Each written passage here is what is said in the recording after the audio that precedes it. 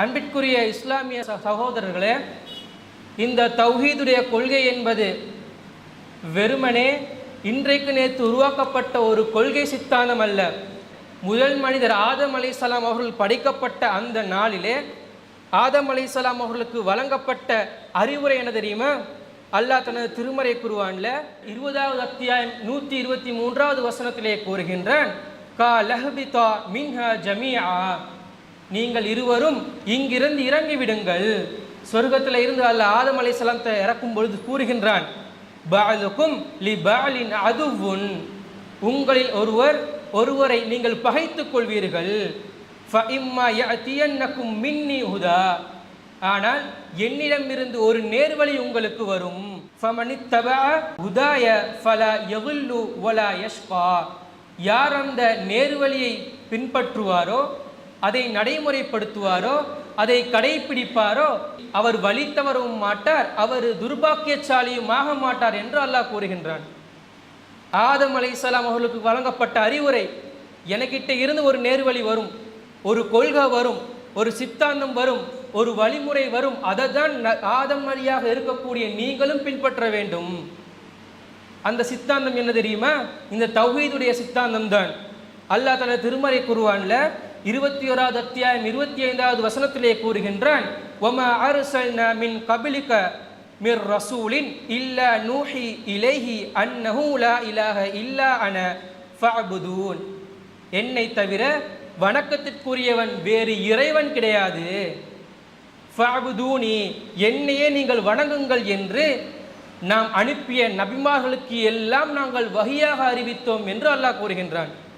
நபியே, உங்களுக்கு முன்னால் அனுப்பப்பட்ட நபிமார்களுக்கு எது வஹியாக அருளப்பட்டது என்று சொன்னால், எது அடிப்படையாக கொள்கையாக வழங்கப்பட்டது என்று சொன்னால், அல்லாஹ்வை தவிர வேறு யாரையும் நீங்கள் வணங்கக்கூடாது. அந்த கொள்கை தான் முதல் நபி ஆதம் அலைஹிஸ்ஸலாம் அவர்களுக்கும் முதல் இறுதி தூதர் நபிகளார் ஸல்லல்லாஹு அலைஹி வஸல்லம் அவர்களுக்கும் வழங்கப்பட்ட ஒரு கொள்கை முழக்கம். லா இலாஹ இல்லல்லாஹ், அல்லாஹ்வை தவிர வணக்கத்திற்குரியவன் வேறு எவரும் கிடையாது என்ற அந்த ஏகத்துவ கொள்கை இருக்கிறதே, சாதாரணமான ஒரு கொள்கையா? இந்த கொள்கையை நாங்கள் சொல்கின்ற பொழுது எந்த ஒரு பிரச்சனையும் இல்லாமல், எந்த ஒரு துன்பமும் இல்லாமல் நாம் லேசாக இந்த உலகத்தில் வாழ முடியுமான்னு கேட்டால் முடியாது. ஏண்டா, ஏற்றுக்கொண்டிருக்கக்கூடிய கொள்கை அப்படிப்பட்ட ஒரு கொள்கை. சாதாரணமாக அல்லாஹ் ஒருவன் தான் இறைவன் என்று கூறினால் கூட அவ்வளவு பெரிய பிரச்சனை வராது.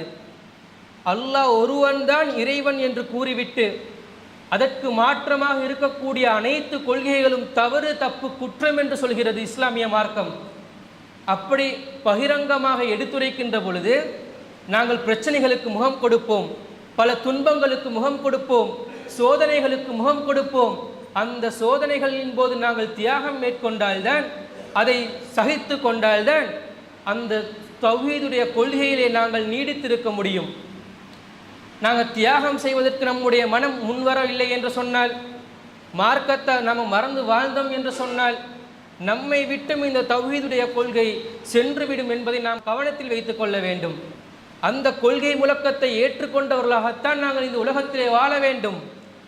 அந்த வாழ்கின்ற சந்தர்ப்பத்தில் பல தியாகங்களை மேற்கொண்டால்தான் இந்த கொள்கையை நாங்கள் தக்க வைத்துக் கொள்ள முடியும்.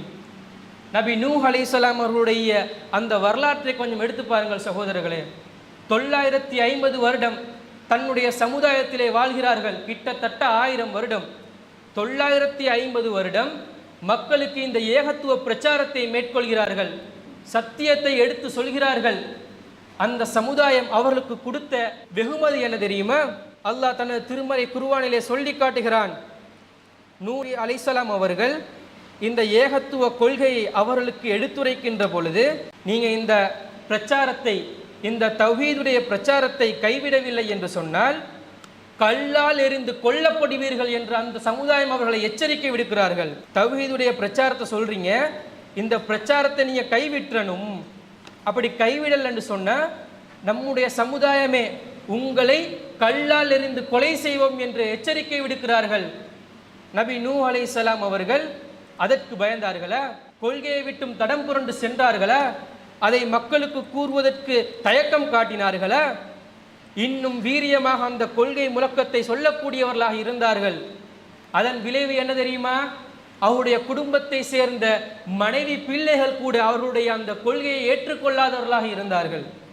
யோசிச்சு பாருங்க அந்த மனநிலையை. நாம் ஒரு கொள்கையை எடுத்து சொல்கிறோம், என்னுடைய சேர்ந்த நான் கட்டின பொண்டாட்டி என்னுடைய கொள்கையை ஏற்றுக்கொள்ளாத ஒரு தனி விஷயம். அந்த கொள்கைக்கு எதிராக நிற்கிறா. தான் பெற்ற பிள்ளை அந்த கொள்கைக்கு எதிராக இருக்கின்ற பொழுது ஒரு நபியாக ஒரு மனிதராக அவர் எந்த நிலையிலே இருந்திருப்பார்? குடும்பமா மார்க்கமா, கொள்கையா குடும்பமா என்ற ஒரு நிலை வருகின்ற பொழுது நபி நூஹ் அலைஹிஸ்ஸலாம் அவர்கள் தன் குடும்பத்தையும் தியாகம் செய்து கொள்கையை தேர்ந்தெடுத்துக் கொள்கிறார்கள். நபிகள் நூஹ் அலைஹிஸ்ஸலாம் அவர்கள் அல்லாஹ்விடத்திலே பிரார்த்தனை செய்கிறார்கள், இறைவா என்னுடைய சமுதாயம் என்னை பொய்ப்பிக்கிறார்கள், பொய்யன் என்று கருதுகிறார்கள், இதுக்கு மேலே என்னால் முடியாது, போராட முடியாது, இவருக்கு நீ தண்டனை ஏற்படுத்தி விடு என்று நூஹ் அலைஹிஸ்ஸலாம் அவர்கள் பிரார்த்திக்கின்ற பொழுதுதான் அல்லாஹ் கப்பலை தயார் செய்ய சொல்கிறான். வெள்ளை பிரளயம் ஏற்படுகிறது. வெள்ளை பிரளயத்தின் போதும் தன்னுடைய மகனை இந்த தௌஹீதின் பக்கம் அழைக்கிறார்கள். மகனே, நீ ஷைத்தானுடைய கூட்டத்திலே சென்று அழிந்து விடாதே, அல்லாஹ்வின் பக்கம் நெருங்கி வா என்று அழைக்கின்ற பொழுது அவன் என்ன பதில் சொல்றான்? இதை இருக்கு பாருங்க, பெரிய மலை, அந்த மலையில ஏறி நான் பாதுகாத்துக் கொள்வேன், உங்களோட மார்க்கம் எனக்கு தேவையில்லை என்று சொல்லும் பொழுது அவருடைய கண்ணுக்கு முன்னாலேயே தன்னுடைய மகன் அலைகளால் அடித்து செல்லப்பட்டு இழக்கப்படுகிறார்கள். சிந்திச்சு பாருங்க, ஒரு தந்தையா யோசிச்சு பாருங்க.